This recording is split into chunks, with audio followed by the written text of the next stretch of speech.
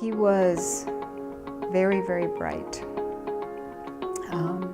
Charming, very charming, very personable. He was so easy to talk to, always this warm smile. You know, I found him to be an engaging young man and sort of open, and he was resourceful. I remember thinking, you know, what an amazing communication skill set this young man has. Very charismatic, very confident. I remember one day Martin and I went down to the coffee shop and I'd offered to pay for his pop and I was getting a coffee and he said, no, I got this. Like, I want to pay for this.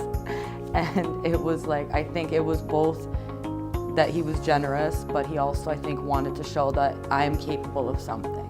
I don't need everybody to do something for me. Let me do this for you.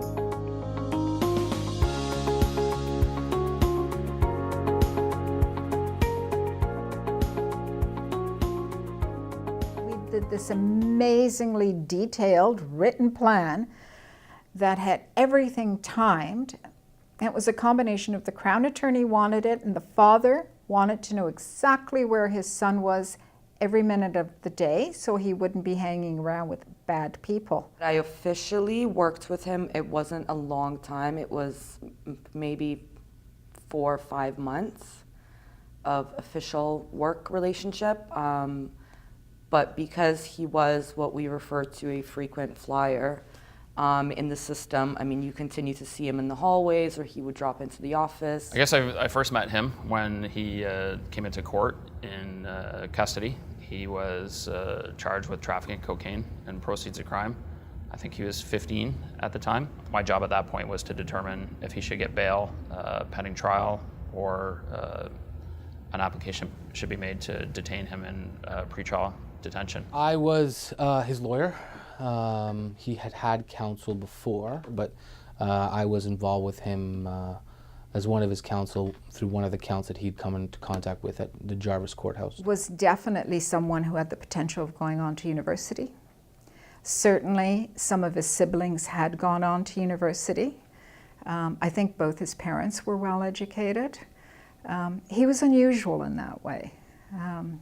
But he lived on the cusp of the projects. All the neighborhoods I grew up in were like low poverty neighborhoods. You know, a lot of immigrants, a lot of families struggling, you know, and not saying it was bad, you know, like these neighborhoods didn't have all bad people. You have good people in them too, you know, but just hard situations. There was very high police presence definitely at that time. And we also had this this police force. I'm not sure when Tavis came in, but once they came in, we saw a huge change in how the community kind of ran after that. But there were a lot of violence. It's now, for the last year or so, we've kind of see it die down, but we had a lot of loss. Somebody came out front and said, Irene, before you go in the building, you need to know Martin's dead. And I don't cry. I don't cry, not when I work, but I cried. Police say they're being so frank to encourage other parents who may be living in fear to come forward with information about their kids who have gone off the rails. We don't want these kids dying on the streets. We want them to be productive members of society. This is Toronto's 58th homicide of the year. Not even 2 months ago, about 300 meters from here on Whiteside Place, 2 other teenagers were also gunned down, died in a hail of bullets in an apartment building October 9th. Then 2 weeks later, another man was gunned down at Shooter in Sackville. But police say this sort of violent crime is happening all over the city. I don't think any other loss was as deeply felt by me as his passing. You know, the police knew that I wanted to have the best outcome for him because the Crown has a duty to consult with the police, and I had talked with the police many times over the years about giving him a second chance, as we like to call it in the youth criminal justice system, sometimes a third chance. But he said your friend just had his face blasted off with a shotgun, and it was very tough to hear that, right? Because it was a very violent description from the police officer coming back, and it was personal. It was the first time out of the youth that I had prosecuted that had been killed. A lot of shock, especially in the violent way that it happened. But it was very, it was difficult, and you do start to think, how did we fail this person? Initially, his very, very first brush with the law was a domestic dispute between his father and the next door neighbor. And the police were called in. And he and his friends heckled the police officer. And the police officer warned them, and when they didn't stop heckling, he arrested them. And I think at that moment, there was kind of a break in terms of his understanding of what police do. For the police to persist that these charges had to be processed through the court, even though eventually they were withdrawn. But he had to do work to get rid of them. There was a breach of trust at that point. Later on, when he and his father, they were pretty hard-headed, both of them. They were very stubborn. Father had a very proper image of the way things should be. And when they went head-to-head, and father, in a fit of anger, said, if you don't follow the rules, you can leave this house. The harsh reality is he was in some pretty financial dire straits, and didn't have access to any lawful income, living in low-income housing in Regent Park, no employment, no school, and a parent who couldn't provide for him. So I think the harsh reality is it was very financially motivated. He was scared. He told me when he was out on the streets, I didn't know what to do, and he was too proud to go to a shelter. He was a middle-class kid. He couldn't go to a shelter, and he had nowhere else to go. And he had to survive. And from his friends, he learned that you could sell drugs and make money. So what ended up happening is, in my mind, is that lack of guidance, right? The lack of direction led him to turn to other avenues because he did not see any other viable alternative to survive day to day. He and his friends kept getting into more trouble. And eventually, it got to the point where it became increasingly difficult to program him. He definitely, I think, wanted attention. That was apparent from probably neglect in his family and home life, that no one was there to guide him. So certainly I think there was a part of him that craved for attention, that craved for relationships and belonging and love. It gave him a sense of self, that he was competent and that he is a man and he can take care of his business and handle what he needs to handle. A lot of people, or a lot of the youth his age, were more, for their use of words, more hating on him as opposed to, seeing the skill that he has for this illegal thing, right? So I think, that's where the situation probably went a little wrong, is that they weren't, as messed up as it is, they weren't supportive of him. Shortly before Martin died, I was in that position where I had asked the court to put him into custody, and the court, in its wisdom, said, custody is the last resort. We don't need to have him go into custody, and the YCJ makes it clear that you can't use custody as a social measure. He, at that point, was very proud of his business skills, and he intended to do that seriously and make money that way, short term, in any case. He was very entrenched in the life that he was living, and it's very difficult for a lot of young men to get out of that.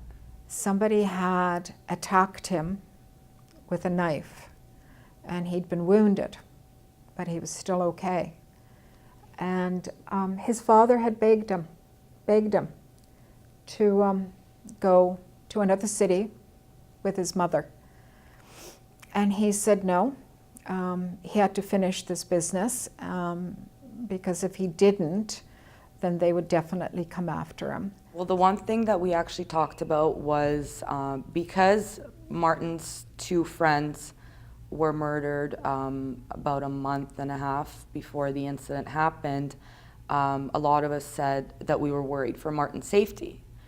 But it was like, well, how do we make him safe? Where can he go? This is his home, or what's the resort? To put him in a shelter, is that gonna help the safety aspect in any sense? And what we were really lacking, I think at that point, was a safe, actual safe environment for him. He was released, and I think because he was in pretrial detention when he came into court, he was released, and I think it was a week or 2 weeks later, he was shot and killed. What I felt was, you know, there were these positive attributes in his day-to-day, and rather than say, how can we use these to his benefit and try to guide him in a new direction, it was sort of wagging our finger at him and saying, how dare you do all these negative things? He feels like nobody's on his side, nobody understands him, and then giving him an alternative which realistically doesn't give him much support on his day-to-day. And so when he doesn't have that support, even if he tries to pursue this one avenue, and maybe has a negative peer group that's supporting him in some way that he feels good about or gives his existence some sort of value, then he's going to revert back to that. I firmly believe that everything that could have been tried was tried. There was in Martin's case, there's nothing else that, in my view, the system could have done for Martin out of custody. In my view, the only option was the structure and security provided through a youth facility at that stage. I could have said to Martin, okay, so you ran into a police officer who gave you a hard time.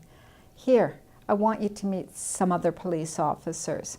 Why don't you go and take your frustrations out on them in the boxing ring with them? I think that would have made a huge difference. He and his buddies would have loved it. It would have made a huge difference in the chain of events. The first one was the breach of trust. The family breakdown, I think we could have handled it better because the police would then have been partners with us in trying to handle that situation. So maybe I would have focused on using, you know, my time and money or whatever to just take him out of that neighborhood somewhere where he might see things differently, that he might see the world doesn't begin and end sort of at, you know, Regent Park, or, you know, he might, you know, feel analogous about Jane and Finch or whatever, just out of that marginalized community and sort of see people and how they live in different communities.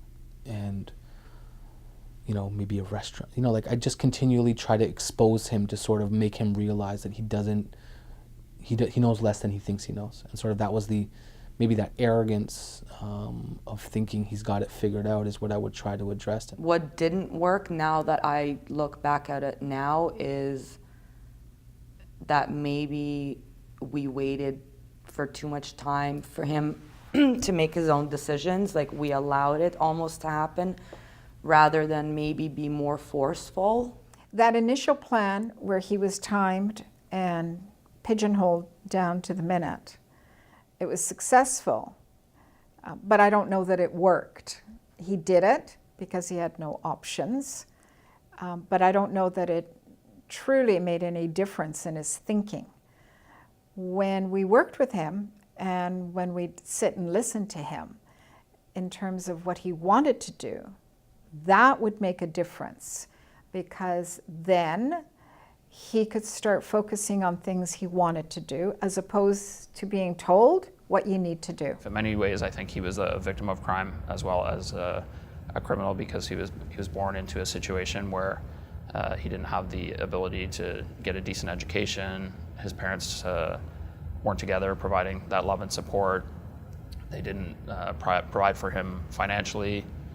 So he had to, I guess in his mind, take drastic measures to earn money. The combination of the breach, the family breakdown, the kids telling him it's okay, and it just was easy to slide into becoming criminally involved. It's really important to consider the other pieces of the puzzle in terms of the criminogenic factors that in many cases the young person finds themselves facing through no fault of their own.